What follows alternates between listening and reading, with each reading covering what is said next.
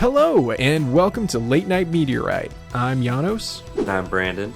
And Brandon and I are in the midst of an intense duel. That's right. We're dueling to see who can be the master dueling. And, I don't know about Brandon, but I believe in the heart of the cards. And so I play Pot of Greed to draw 2 more cards. Deck is filled with weak cards, Yugi. I mean, Yahnos. I draw, and I activate my monster's effect, which allows me to special summon Blue Eyes White Dragon. Aha, Brandon, you activated my trap card, which is the theme of today's episode, turning Yu-Gi-Oh characters into D&D items, magic items, nonetheless. Right, we're going to take some of just the general concepts of some of the most well-known characters from the Yu-Gi-Oh TV series, and turning them into usable items in Dungeons & Dragons. Yeah, so it should be fun. Now, I don't know a whole lot about Yu-Gi-Oh! I watched like the original series a lot as a kid. I don't know much about the newer stuff, but I think Brandon, you know a bit more? I know quite a bit. To say that I have at least seen first 3 main stories in the TV show, and then I've basically been playing the game since it was I don't even know how young I was when I started playing. That's how long ago it was. A mere infant came out of the womb playing the Millennium Puzzle. Yeah, I mean, without further ado, let's go ahead and get into it. Brandon, who is our first character? First character, I think a solid one to start with. A lot to work there too. YuGiMoto or Yami Yugi as his counterpart. Who else to start with, honestly? This is the big guy, the main guy. Of course. So, all right, let's see. What are some ideas we can pull from Yugi? Because when it comes to creating a magical item, I mean, the first thing you need is an effect, right? That's kind of the whole thing of it. Yeah, I mean, I would imagine with any great, weird, dual personality counterpart thing, the thing has to be sentient in some form or fashion, right? Oh, right. He does have a dual personality. Yeah. Or I guess it's kind of like the soul of another guy. It's like a pharaoh from ancient Egyptian times. Right. Sure. So I feel like one obvious direction we could take it is like an amulet of some kind, because obviously he wears the Millennium Puzzle. Is that correct? Yeah. Yeah, the Millennium Puzzle, he built it as a high school student. So that's one obvious way to do it. But I did have another idea, which is to make him into a sword, because you draw a sword. Huh? See what I'm saying? You draw cards. I see what you're saying. It goes with his main protagonist type of thing too. Right? And you could make it like the what's the guy's name? Luster Blader? Was it? No, Black Luster Soldier. Black Luster Soldier. Yeah. You can make it look like that sword, because I'd say that's a pretty iconic look, or Celtic Guardian, but yeah, no, we definitely could. We got to include his iconic hair color scheme in there, though. Oh, that easy enough. Yeah, sword itself has a lot to work with. So in terms of effects, I'm thinking Yugi, his whole thing is the heart of the cards, right? You got to believe in the heart of the cards, and what he means by that is you'll always draw what you need in the right moment. Yeah. So I feel like this item should have a variety of effects. But I feel every time he pulls the sword, there's a different effect that comes with the sword. You roll a D4 or a D6 and random ability or effect happen. Yeah, I like that, because that's within the whole theme of drawing cards. Yeah. I'm into that. Okay, so we've got, it's a sword, and it has a variety of effects that trigger when it's drawn out of the sheath. So I think 6 is a good amount. I mean, if I really wanted to go hard, I'd probably do 20 different effects, just because it's supposed to be a deck of cards. But for the purposes of this episode, we're not going to do that. If it was a deck from Yu-Gi-Oh, it'd be 40. Right. Roll a D40. Yeah, roll a D40. Come on, do it. Do you remember much about Yugi's deck? Yeah, it's full of just anything he could ever need at any given moment. Really, his deck is like it's not like a 40 deck card, like a 40 card deck. It's like a 250 card deck that has just a ton of BS in it. Well, I can give you the basics though. There's the classic Dark Magician. Yes. Okay. So we got to include Dark Magician in here somewhere. You can make it one of the abilities, like this. Yeah. Each ability has like a name. Yep, that works. And like each one is representational of his cards. So like Dark Magician is like one of his like main cards in his deck. Yeah. So what was Dark Magician's deal? Did he have like a special ability or anything? No, he's just really strong. Okay, so and then there was Dark Magician Girl. Right. All right. Well, dark magic, it makes me think of like necromancy. Yes. Or something, or like poison magic or something like that. It could have something to do with like necrotic damage, because like the thing he'd always shout whenever Dark Magician would attack would be Dark Magic Attack. Yeah. Okay, so that works. Should this one just be like outright damage? Because this has always been one of his like big damage dealing trump cards. Yeah, it's a real heavy hitter, so I think the main focus of this effect should be like X amount of necrotic damage. What do we think this item should be? Legendary? Yeah, orange rarity. Yeah, I think so. Orange rarity, not banana rarity. No. It's the colors. Like the from like RPGs. It's just all the rarities are now just colors. I don't have to worry about what the name of it is. Yes, of course. Orange rarity. All right, so for the first effect, we're going to do 1d8 of bonus necrotic damage. Sounds good. All right, who's next? Another card I remember he has is Karibo. Yep, classic Karibo. And is there anything special about it? I don't remember. It nullifies damage. That's kind of its big thing. Like you can... Okay. You can use it to like nullify any attack damage that you would receive in a turn. Okay, I feel like we could just rip that straight off of that, right? Absolutely, just like nullify any one attack. Yeah, or I reduce one attack's damage to 0. Yeah, I think that you gotta choose that before the damage is rolled, though. Of course. All right, now what else is in his deck? What are some of the cards that he used to like win duels? Time Wizard was a big one for a long time. Time Wizard. Okay. Yeah. And what was that thing's effect? That one's a bit more complicated. Okay. There was a random effect that it had basically. So like you had to toss a coin, you called it right. You would destroy all of the opponent's monsters on the field just like instantly. If you called it wrong, though, all of your monsters on the field are destroyed and you lose like life points to a certain amount. I don't remember how much, but you lose life points. Yeah, it's pretty kind of like this way or that way, but okay. It's a classic. Well, how the hell would we translate that into an effect? That's easy enough. Maybe we make this one. Should we make this one? You have to follow this up with a D20 roll with odds or evens. If you roll odds, you deal a massive magic missile kind of AoE damage that hits, or you could give yourself some conditions like exhaustion or what are some other good ones? Okay, blindness. No, I think that's pretty. That seems relatively fair. So like either it does a one-time big AoE damage, or it gives you the exhausted condition. Yeah, I think that's fair. And can you choose to use this, or do you have to use it? No matter what, the effect is activated on the draw of the sword.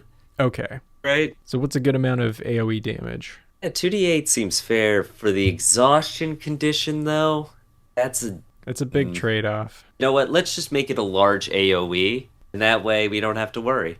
Okay. Sounds good. Now that that's out of the way, I'm thinking, what's another classic card from his deck? There's the Celtic Guardian. Guardian, Exodia. Sure. Exodia, like, I don't know how we're going to make that work, though, because... You win. You win the fight. Maybe it's like... How many pieces of Exodia are there? 5? 5, yeah. So So maybe it's like once per turn for 5 turns, you roll a d20, and if it lands on a certain range of numbers every time, then you just win the fight. Yeah. Is that too powerful? I mean, it's very unlikely that you're going to get the roll. Like, it ends it ends combat, right? That doesn't mean it resolves all of the issues that are happening outside of combat, right? That's true. Like, this could happen in the final boss, and it just resolves the conflict, or ends the combat, but there's still like a doomsday device going off or something like that. Right, that's true. Okay, so what do we think is a fair range? Maybe like 15 to 20 or 17 to 20? I think 15 to 20, since it's 5 rounds, like it almost seems like it would be impossible to do. Right. If it weren't at least a doable range. True.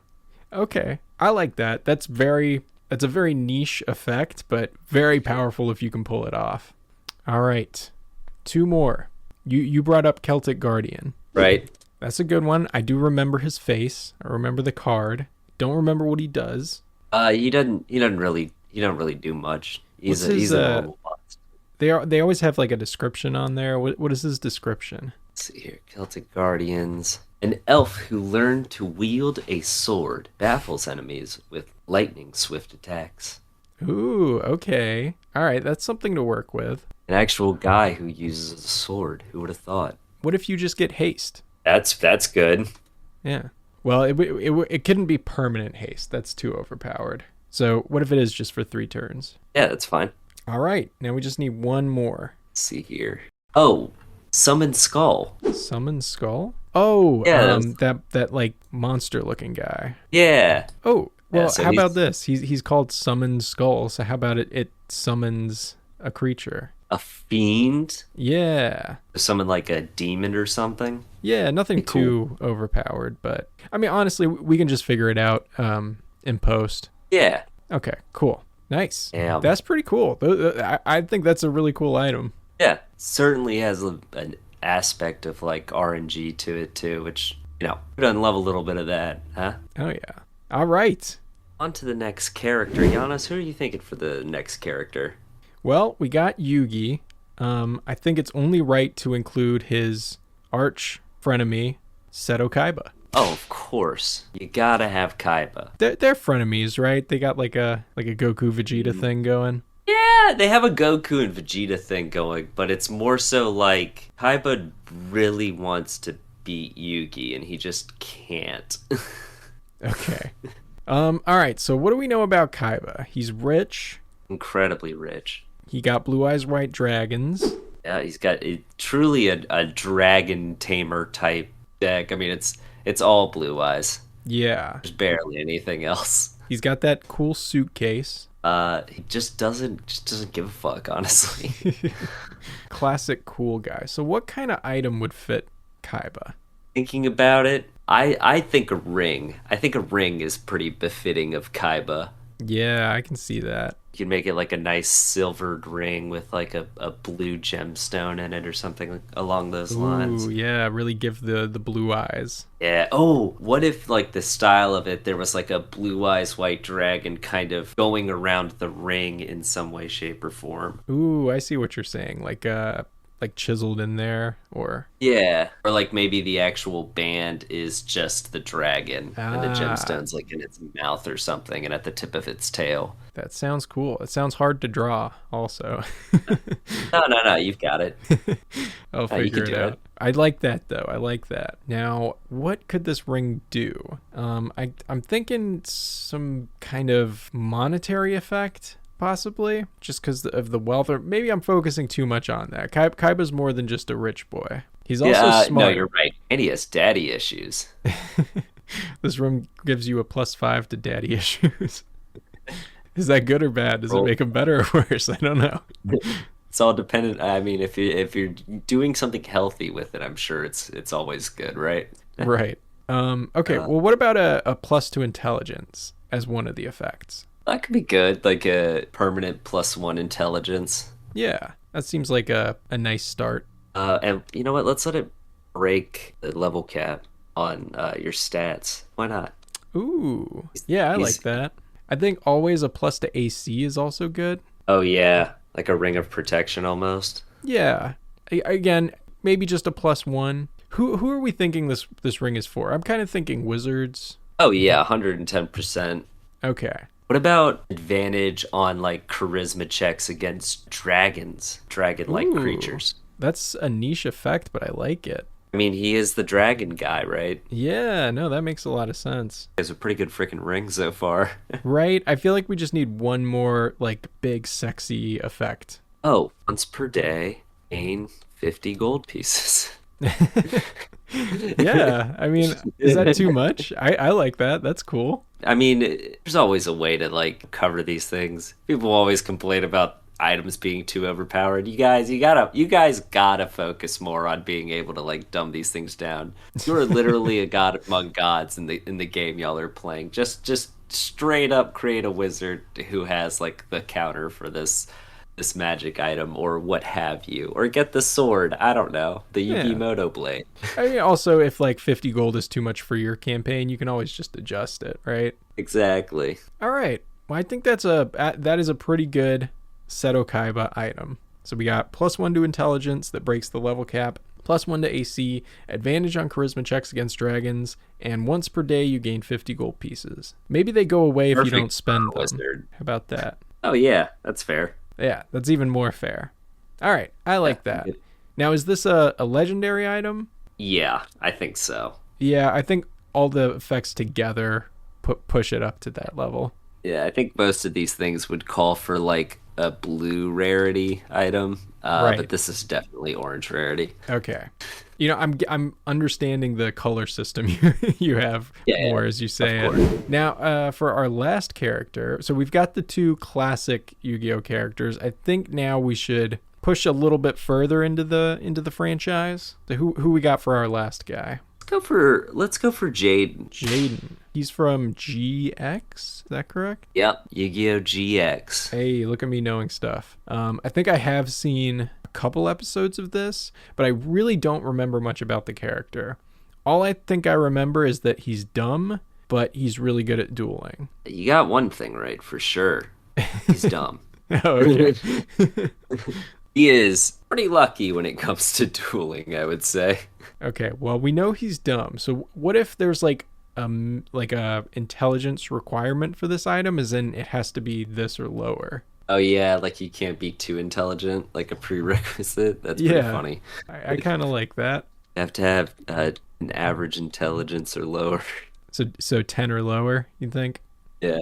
Yeah, I like that. And this one's for all the dumb guys out there. Yeah.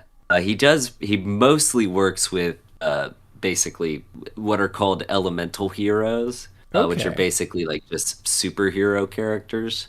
Oh, interesting. So what would be a good kind of item? So this is for dumb characters, and obviously dumb characters are like usually barbarians or something. So should we tailor it specifically for barbarians, or... No, or it can be. How about we make it attunable, right? By either like a barbarian or a paladin or someone who's more, or like a fighter. Those are like the main weapon wielding martial classes. I guess we could also throw a monk in there. Sure. You know what? I mean, I guess if we have the 10 intelligence requirement anyway, then it doesn't really matter, because you're not going to get a wizard with 10 intelligence. That's true. I guess you could get a sorcerer with 10 intelligence. And a warlock. Yeah. Okay, yeah, we'll do it martial classes. Yeah, I think that's fine. So when do we make the actual item though? Could be armor. It could be an axe. What if it's like a superhero mask? Ooh, I like that. Or a cape. One of the other. Oh yeah, cape. Yeah, I kind of like capes. I like a cape. Yeah, let's do cape. Okay. All right, I'm liking this.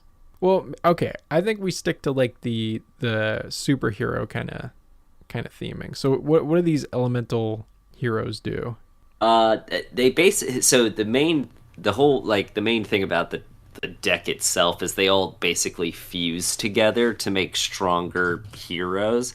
They all have little effects by themselves and stuff like that. There's tons. It's like I think one of the first real, not real, I should say. This is like the first time a main character used a real archetype. All of the cards like had other cards that were specific to them. They would fuse together to make better ones. I would say the most well-known one is Neos, elemental hero Neos. And his ability is he could just fuse with everybody. Okay. I'm trying to think how we can bring like that kind of fusion element into an effect here. What if instead of like a fusion aspect, we do like what would you say? Like a teamwork aspect. So something that like helps everyone. Oh, like you could do the help action as a bonus action. Yeah, that's great. That's great. One thing I was thinking, but it might be a little too broken, is to hold concentration for a spellcaster. Ooh, I kind of like that though. It's a fun idea, right? I'm not sure if that should mean they get an extra concentration or just the concentration goes to you instead.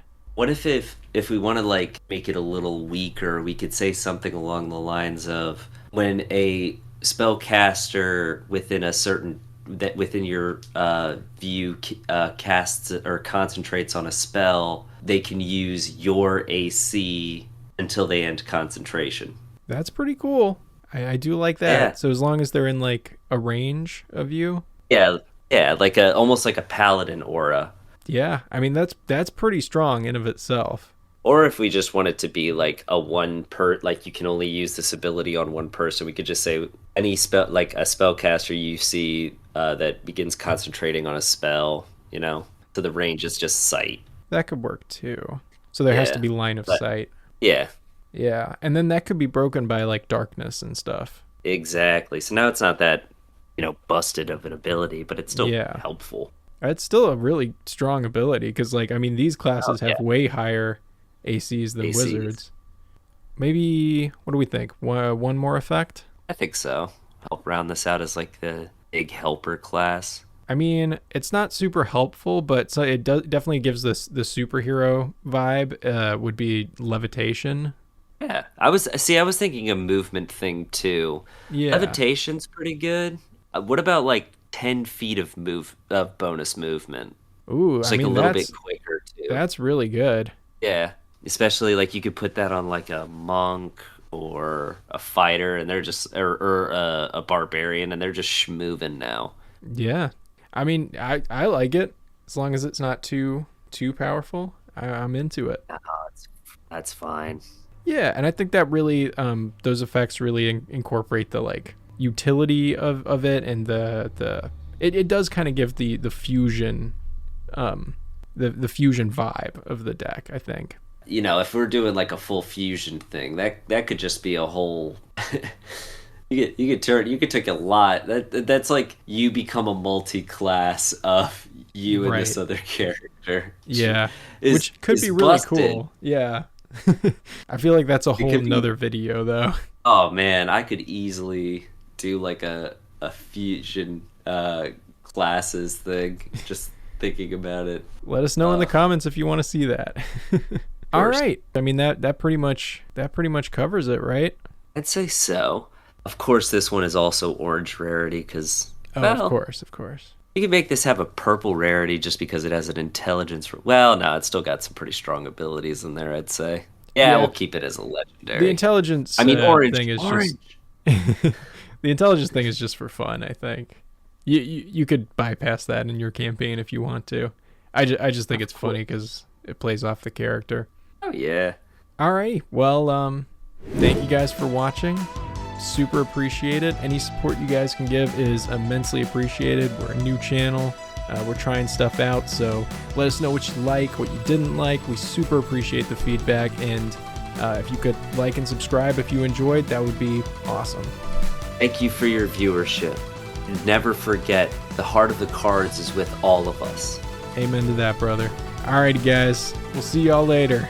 Bye. Exodia, obliterate.